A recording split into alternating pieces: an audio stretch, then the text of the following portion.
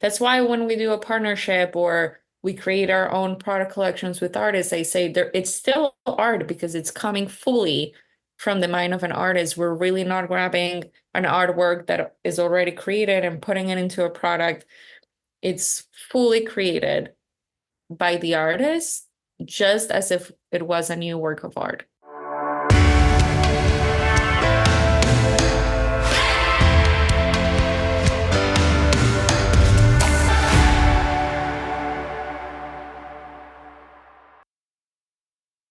Welcome to the Creative Chats podcast with Mike Brennan. Welcome to another episode of Creative Chats. It's the podcast for artist makers and content creators where we talk about creativity, the creative process, and story. I'm your host, Mike Brennan. I'd love to invite you to stop by dailycreativehabit.com. I have created all sorts of resources for you because I truly believe that when you create, we all win. So I want to see as many of you stepping into your creativity fully, closing the gap between where you are and where you want to be. And I want to help you do that. So I've created resources like the Daily Creative Habit Journal. I've written a book, Make Fun a Habit.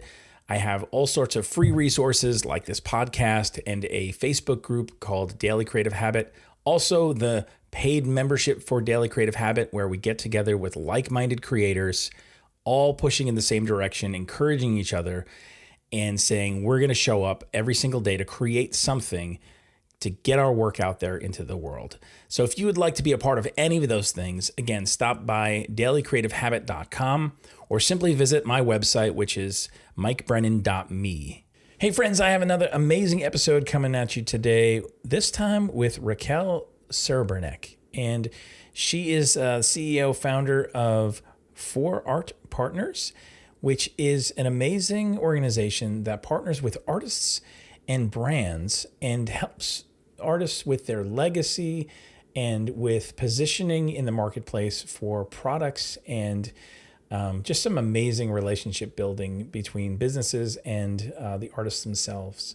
We talk about her journey and where this love of art history and of partnering with artists and business entrepreneurship. I mean, it's all in this episode today. So I'm excited. I have a great conversation. And so be sure to listen in and also check out the website, which is in the show notes. And man, I hope this episode brings you a smile as much as it did me while I was having this conversation. So without further ado, here is my creative chat with Raquel Serebrenik. Well, Raquel, welcome to the Creative Chats podcast. Thanks so much for being here today. Thank you. It's such a pleasure. And I'm very excited to have this conversation. Yes. We were talking before we're rolling here, and just I think we're going to have a lot of new conversation on the show.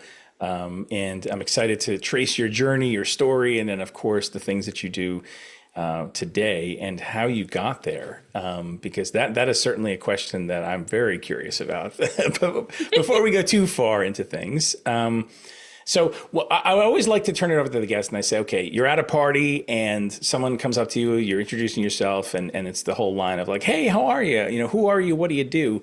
What is it that you usually say? Oh my God. First, I get very anxious. I turn red, and then and then I say, I am an art historian turned businesswoman and entrepreneur, which is something you don't hear a lot. And the first reaction is, oh, so do you sell art? And I said, no. And then I go on to explain how we started for our partners. And it really is an idea that had been roaming around my head for about 15 years now. When I was in art school, getting my art history degree, and I noticed that there was so much creativity amongst artists and designers, but there was little understanding on how to turn those ideas into an actual business and create money. Other than suffering to sell your artworks and exhibit them, it's, a really tough art market out there and very few make it, but really, how can you harvest your creativity into developing yourself as a brand? So when we started, for our partners, the idea was to do collaborations amongst artists and brands through a licensing model or a partnerships model. And fast forward to today, it has turned into developing our own product collections with artists, collaborations with retailers as well, and building the 4AP brand as everything you can think of on life at the intersection on art and product. Nice. Okay. Man, there's a lot to unpack there, but Yes. so many questions swirling around. But I want to first go back to, okay, let's start way back as a kid. What were the things that you were involved in creative activity wise that you remember being like maybe the first time you realized like I am a creative person? Oof. When I was a kid, I did every single thing that you can think about. I was in every single type of class, and I would last maybe 4 months or 5 months before I would go back to my mom and say, like, oh, I don't like this. I want to try the next thing. But the one thing that always remained was my art in sculpture class that I would always go once a week on Wednesdays when I was a child. And that just stayed true throughout my childhood. So every single other class, taekwondo or, ice skating or basketball, or even I took manga lessons, everything that you can think of would disappear. I would lose interest, but the art component, I loved going to that art class. And I loved that not just because we got to create, but our teacher really taught us about art history, and we would sit down at the little library she would have, and she would try to get us inspired and really learn about how art is not just an impulse that you get, but it can be informed by other things that you love. So that's when I first like started. I come from a family of people that absolutely love the arts, everything from collecting to visiting museums. So um, I grew up, I grew up on a family that always was excited to learn more about what was behind a music piece or theater or an artwork. So I love that. Mhm. So it sounds like you had exposure to a lot of different types of art too. And Yeah. I'm sure that was a very rich backdrop for you to dive into and explore and to be like, there are so many different art forms out there and so many different artists. And even as you talk about, being introduced at the library, this sense of art history, it sounds like it was established pretty early on, right? Because Mhm. you're learning about these artists. Was that like a conscious choice that you made to turn towards that, or is that just kind of an interest that continued to grow? It was an interest. I'm a very curious person. I've always been extremely curious from very early on. So I liked exploring different things and learning about different things. But I just love that idea of something was done 30,000 years ago and it's still relevant today. That to me was just insane, an insane Hmm. thought. Because if you think about art, art is not something that you need day to day. It's not like food or science or medicine, right? So I was just curious how something that was quote unquote, right, so irrelevant to our needs was so needed, even after thousands of years, right? So that just spoke to me. In Colombia, where I'm from, there is or was, I haven't lived there in a very long time, a amazing theater festival every 2 years. People would come from all over the world, the Middle East, Asia, Europe, North America, with amazing performances, both dance and theater. And for 2 weeks, the whole city, Bogota, would light up in theater. Eh, so just growing up, going to all those things really, I guess, formed my later on decision to pursue a career in it, for Yeah. sure. Yeah. Was that something that your parents encouraged you in? Like, I mean, because obviously, I know, like, I had that conversation with my parents of like, hey, I want to go to art school, and it was like, are you sure you don't want to be a doctor or a lawyer or something that makes money, right? So, Absolutely. Yeah. I mean, look, I'm Jewish and I'm Latin, and that mix with like art, your parents are probably like, what are you doing? But um, no one was so excited for me to go into arts. I mean, they loved that I was very passionate about it, but early on, they also instilled in me creativity on business and creativity on solutions, being a solutions-driven person. I think creativity is not just attached to art, like you can be creative in so many other areas Absolutely. of life too. So I would say problem solving was so instilled in me, right? It was never like, okay, so let me solve this for you. It's like, what are you going to do about it?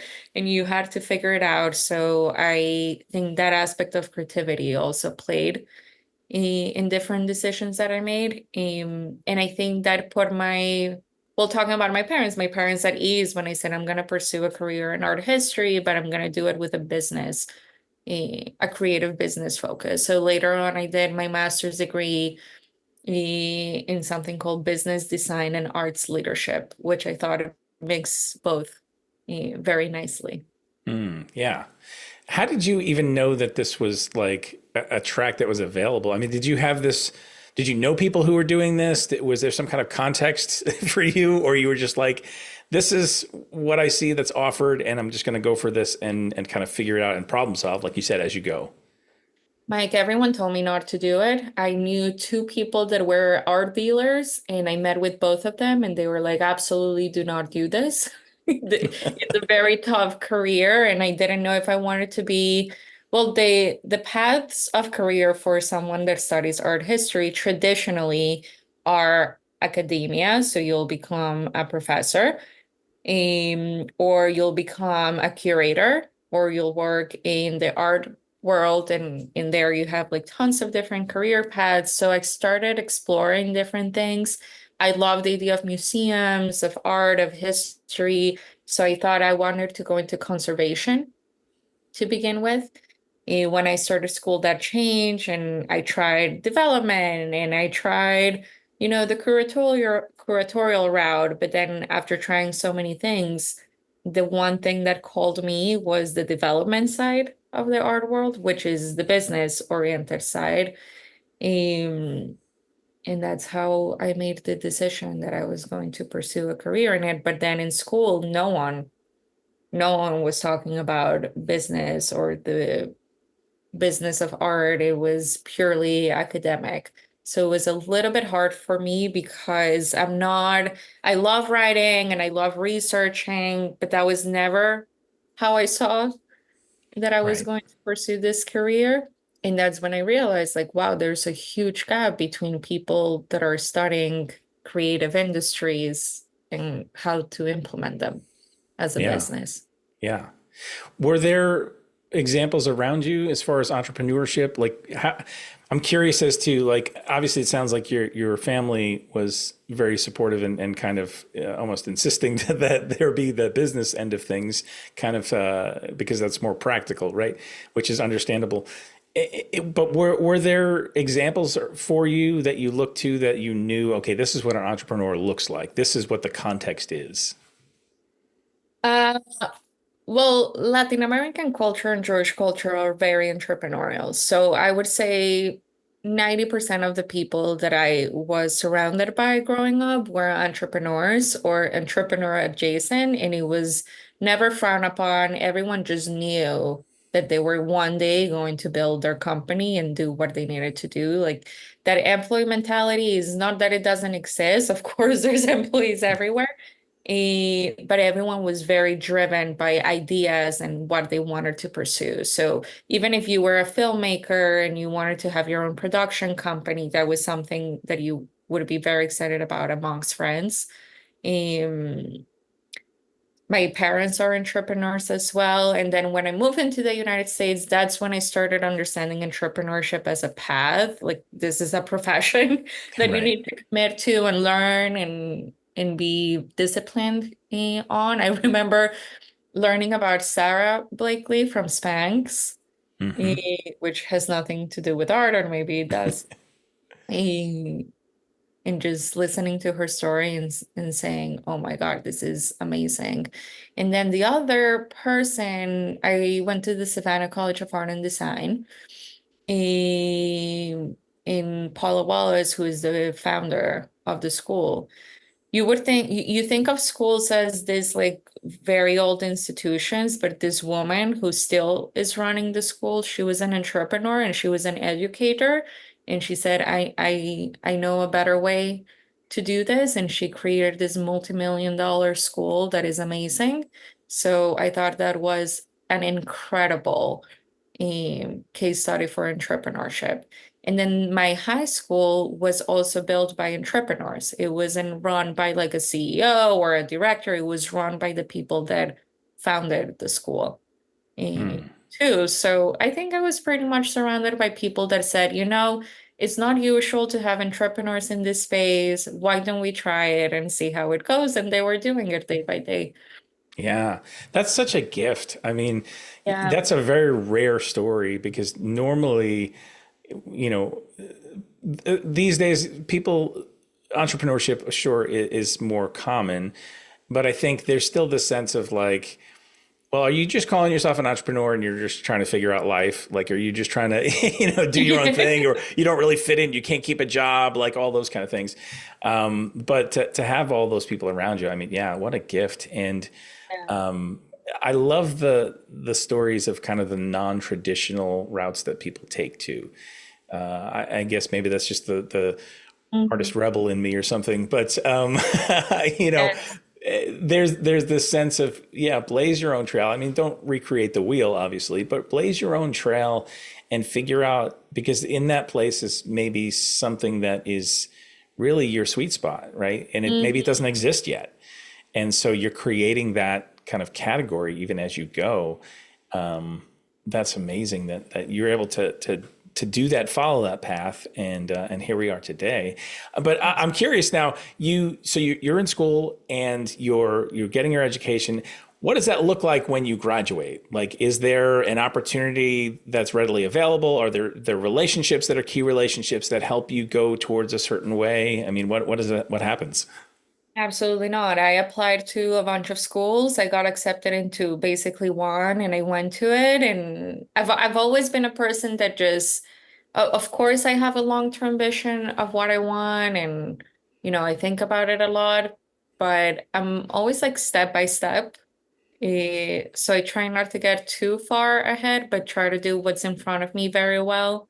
At that point, I decided I was going to go to art school. I didn't know if I was going to do preservation or art history. And I said, this is the place I want to be. So I just went.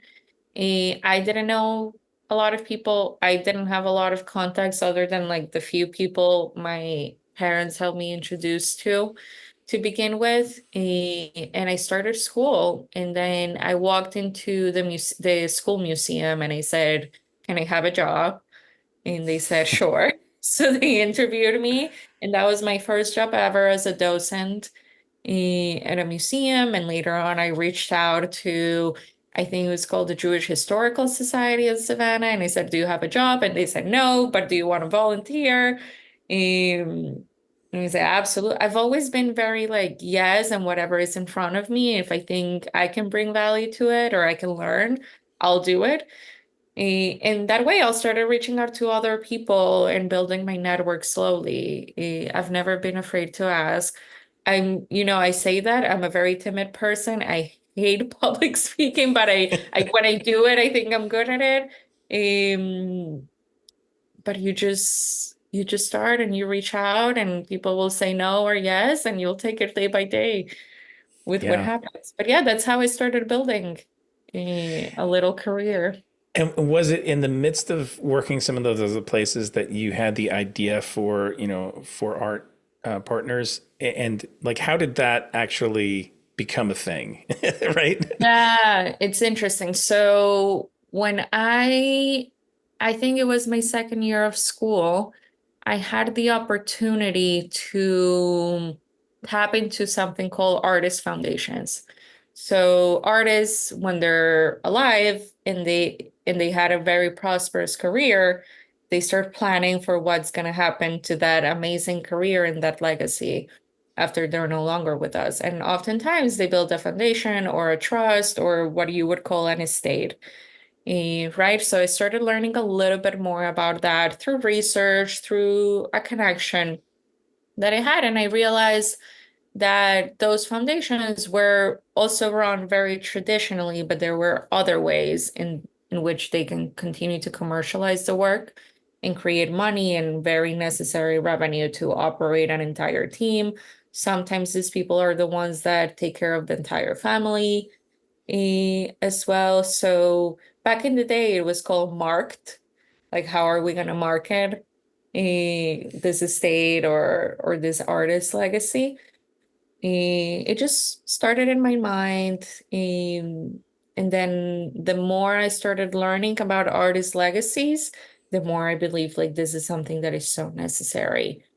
So that's when it started, I would say. It's interesting because it almost comes full circle to what you were saying before about when you were a kid, learning about the art history at the library and questioning why is this thing that was done, 3,000 years ago still relevant today, the legacy of it, right? That's Mhm. the hearing your story, hearing you talk about this, it's an obvious thing for me listening of why that's so important to you and how it's foundational to the work that you do. And that word legacy, I think, is something that most people don't think about until they're kind of in the twilight years, right? And Mhm. thinking, what am I passing on? What am I leaving behind? But I don't think it's ever too early to start thinking about that because, first off, we don't know how much time we have on this planet, right? And being intentional about that piece is a better place to be than to kind of go, hey, I wish I would have, Absolutely. I've connected with families that have, their parents were artists and they had this entire legacy and they did not plan for anything. And now they're stuck with, giant artworks or small artworks, but like hundreds or thousands, and they have no clue what to do. The first thing everyone thinks about is, I need to sell this to make some cash.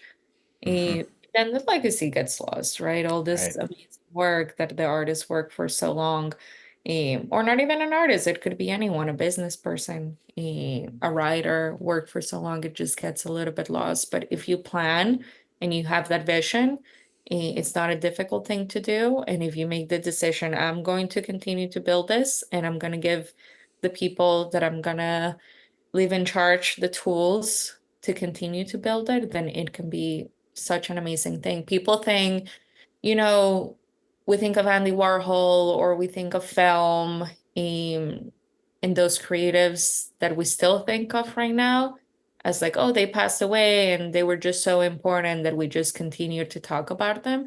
That's absolutely not true. They worked towards it. They had the vision to plan for it, or at least hire people or work with people that had the vision, and implemented it. Yeah, yeah. I remember reading about Van Gogh's. I guess it was his sister-in-law who, after he passed, she was really instrumental in bringing a lot of his work out and into the Mhm. public. And I think about how instrumental that was in his legacy and how we now, I mean, he's like one of the top artists Yeah, that's yeah, recognizable and loved, and how perhaps that wouldn't have happened had that stuff, his work been stashed away someplace and never really gotten a chance to be seen and cherished like that. yeah, especially because Van Gogh didn't sell a lot of work while he was alive. Right. Yeah. Um, so that's a really case study. Right now we have the Van Gogh Museum. They have one of the best licensing departments in the world, doing collaborations with all sorts of brands.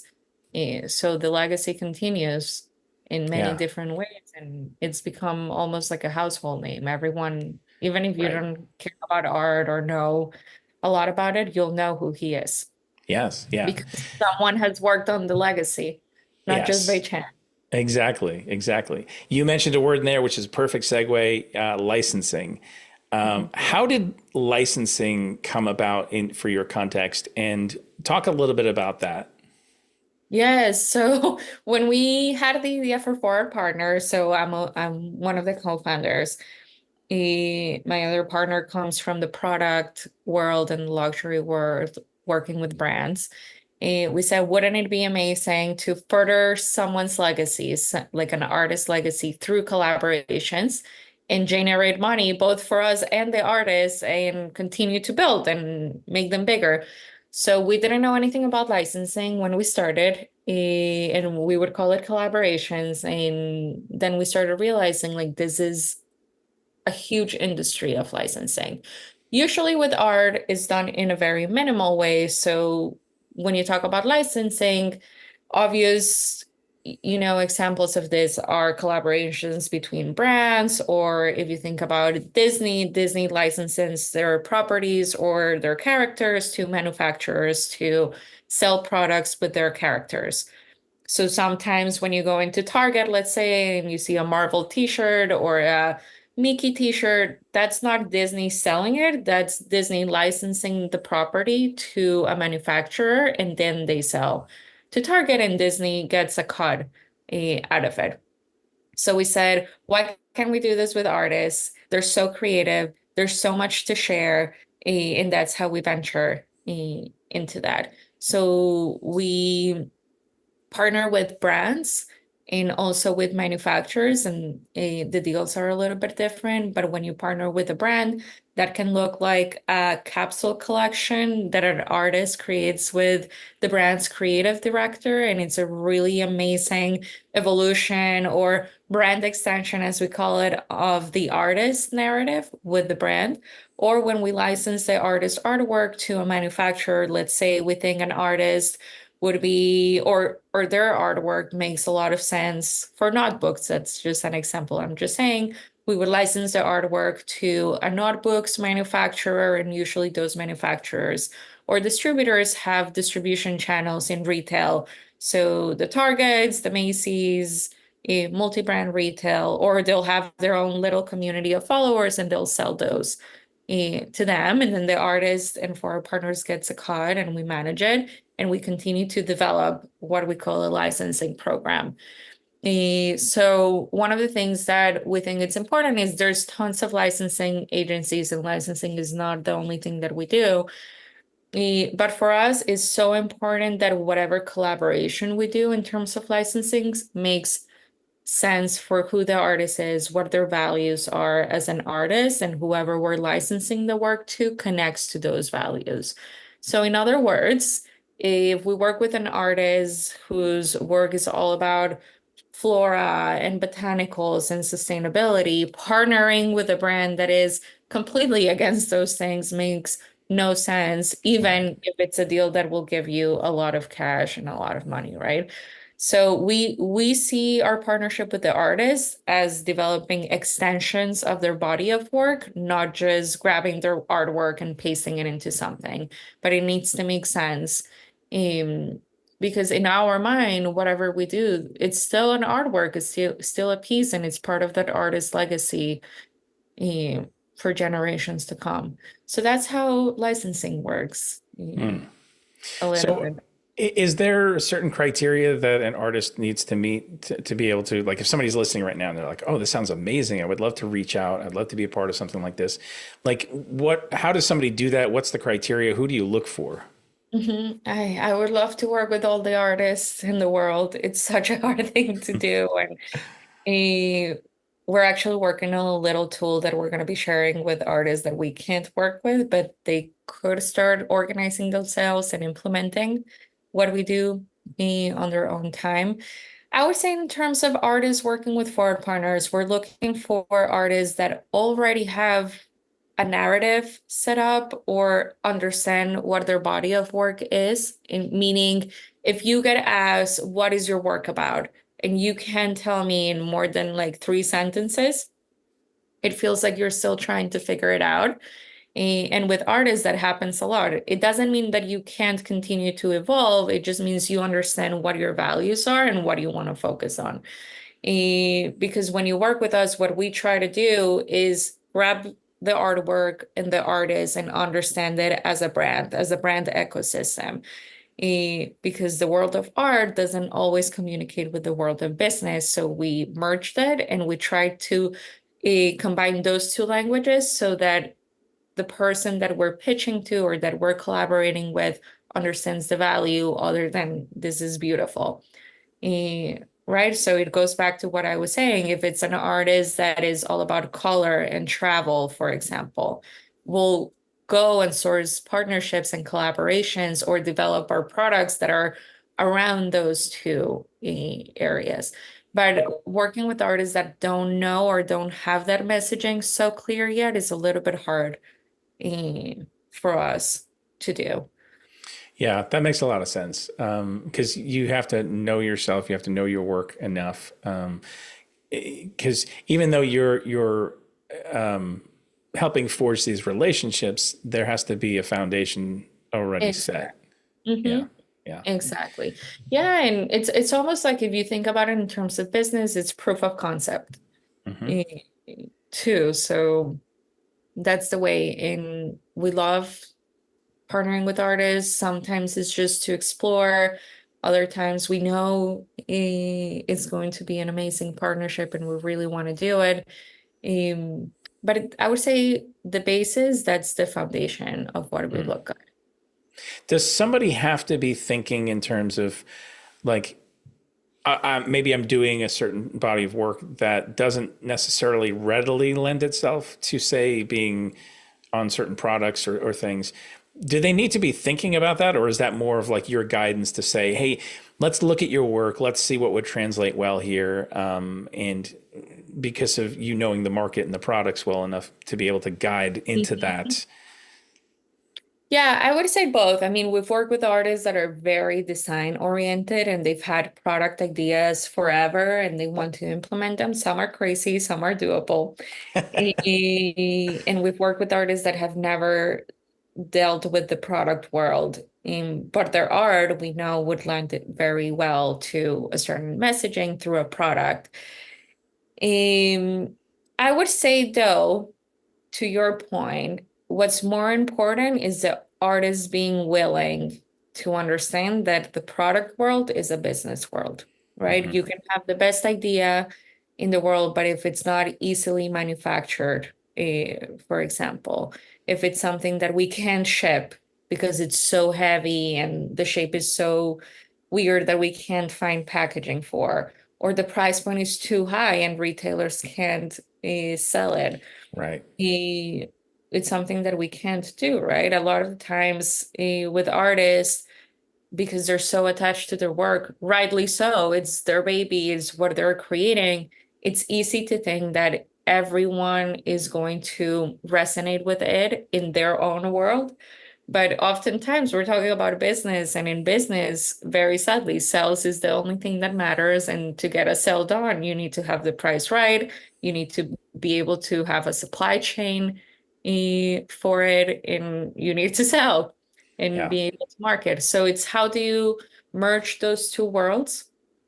And I think to your question, what the most important thing is working with artists that are willing to go through that process of translating their artwork into a product or a collaboration, and understanding that business is risky. When you start Hmm. an artwork, maybe you're gonna finish it. The risk is more emotional, but in business, the risk is time, the risk is money, and things happen. So willing to do that and be willing to plan for that. I think it's a difficult thing to get to when you're not thinking about business your whole life, but that's what we're here for. Yeah, yeah. And, in my mind, it's and maybe this is because of my graphic design background. I've kind of always had that like commercial business side of Yeah. things, and as well as the creative side. But it's another creative problem to solve, right? Hmm. Like here's Yes. here's an opportunity. Here are the constraints that I need to work within. There are certain things I can't move, and I just need to understand the context and go, okay, how do we work within this? That's the Absolutely. canvas size. That's the materials you're working with. Hmm. It's the same resources, right? It's just in a business sense. And so I think when an artist can approach it that way, as opposed to this is something alien, this is something outside of me. I don't understand this. I don't know if I trust. I don't know if there's a lot of things that can come up. But I think if the artist is able to look at it as a creative problem to solve, they're able to access that and start to move through that and learn and grow and be open and dialogue, right? Absolutely. And that's my favorite part of it is when we start working with an artist and we say, you know what, let's develop our own product line. And we start coming up with ideas. And it's exactly like you said, it's no longer a canvas, but in reality, this is your new canvas and it's three-dimensional and it needs to be functional. And just if it's the right artist with that mindset, that we were talking about previously, the creativity is so amazing. And I think that's the value added in the collections that we create with the artists. No one else could have created that. That one Right. artist, because of their background, because of their research, because of their body of work, thought about this product in connection to who they are as an artist and what they're trying to evoke through their body of work and came up with this amazing product that now we all can connect to. That's why when we do a partnership or we create our own product collections with artists, I say there it's still art because it's coming fully from the mind of an artist. We're really not grabbing an artwork that is already created and putting it into a product. It's fully created by the artist, just as if it was a new work of art. Yeah. Yeah. And it gives another avenue for artists to explore and, another income stream, right? Mm-hmm. Because let's be honest, I think Yep. today we need to diversify more than ever. Yep. And things have certain seasons in which they may be doing well, and so it's learning those rhythms. It's understanding how you can show up and create, and what that looks like in a variety of contexts. And so I love that you provide this avenue for people. And make those connections. So, who are some of the brands that like you're working with, and where are some of the places that people can actually see some of the work that you've been doing? Yeah, so you can always check us out at the Forward Partners website, forwardpartners.com. But I'm very excited. This year we started launching the Shapes of Cities collection with the artist Yoni Alter. And Yoni's work is all about color. I made reference to it before, all about color and travel and bringing those moments of joy into people's homes, with products that even when you're not utilizing them or they're being functional, they're still products that you can have in your home and show as art. So we launched the Shapes of Cities. Yoni designed over 60 cityscapes inspired by the most iconic buildings and architecture of each city. And we're right now expanding that collection. We launched this year at the Empire State Shop in Detroit Institute of Arts. We're launching a limited edition collection with the Strand Bookstore, which is an iconic bookstore Yeah. here in New York City. We're launching at the Museum of Contemporary Art of Chicago and hopefully to many more cities coming your way. We're also launching a holiday menorah with Yoni as well, which is a beautiful product that is in our shop, but it's also going to be at the Jewish Museum, a store here in New York City, hopefully in many others. And we just launched our Remedarium Premium Collection with the artists Remedios, a Colombian Panamanian artist, just amazing, all about magical realism and literature and drawing, botanicals, and we launched a tableware collection with her.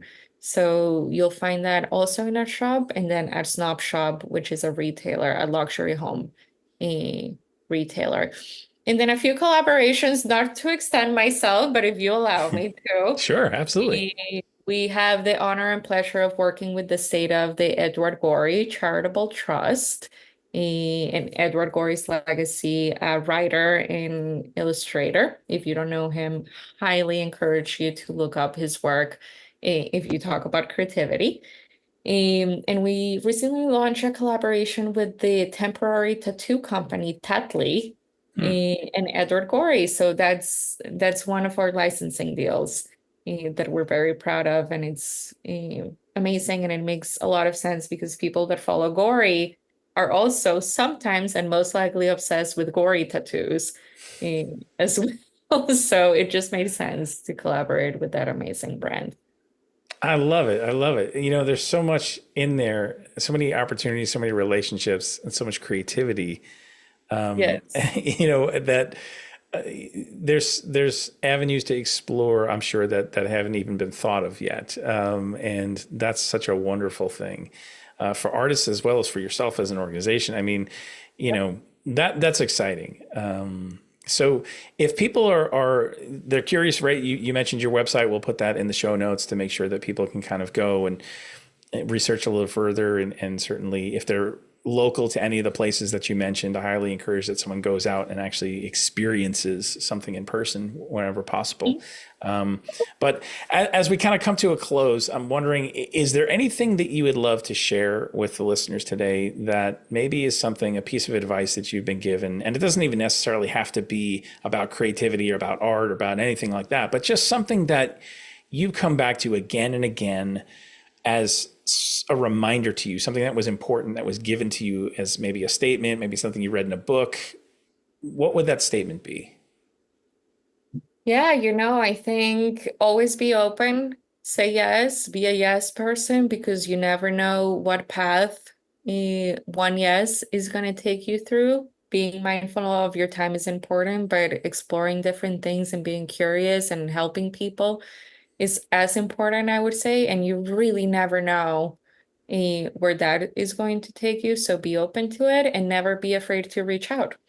A lot of people say, like, how did you start? How did you get all of these relationships? And I literally had an idea and I reached out, and the people that told me no, that's okay. I'll keep in touch with you for whenever this idea resonates with you. And, the people that told me yes brought us to where we are at as a company. So, never be afraid to reach out if you do it in a professional way, and you always look at it from the way of how you can add value to them as opposed on how they can add value to you. Love that. And I think that ethos comes out in the work that you do and just how you show up. So Thank you. Thank you for sharing that today. Thank you for sharing your story, your journey, your work, your ideas. Thank you for just showing up and being yourself in this world. So Thank you. It has been so amazing speaking with you. And yeah, if I can be of help to anyone, we're always available. And if we can do so, we'll explore it.